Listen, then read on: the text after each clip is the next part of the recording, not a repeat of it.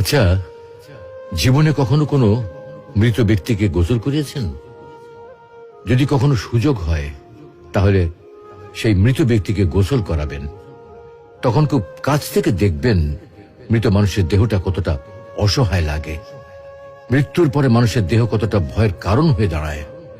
সুযোগ পেলে রাতে লাশটা পাহারা দেবেন, তখন বুঝতে পারবেন প্রিয় মানুষটার লাশ রাতের বেলায় আপনার কাছে কতটা অদ্ভুত লাগে, কতটা ভয়ের কারণ হয়ে ওঠে, কতটা আতঙ্কের কারণ হয়ে যায়।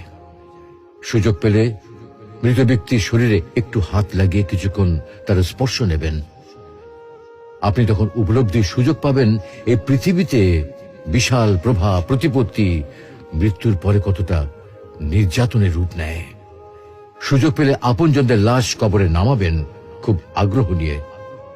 শেষবারের মতো মৃতদেহের মুখটি একবার দেখার চেষ্টা করবেন এবং বারবার উপলব্ধি করার চেষ্টা করবেন এই মৃতদের সাথে অনন্তকালের যাত্রার পথে এটাই আপনার জীবনের শেষ দেখা। সুযোগ পেলে মাঝে মধ্যে কবরস্থানে গিয়ে নীরবে কিছুক্ষণ দাঁড়াবেন। এরপর মনে মনে চিন্তা করবেন জীবনের লাভ ক্ষতির হিসাব। এই মৃত মানুষগুলো এই পৃথিবীতে কি করে গেছেন, কাদের রেখে গেছেন। যাদের রেখে গেছেন তারা কি কখনো এই মৃত মানুষগুলোকে স্মরণ করার জন্য কবরস্থানের আশেপাশে একটি বারের জনকে দেখতে আসে? আমাদের জীবনটা বড় অদ্ভুত, বৈচিত্র্যময়।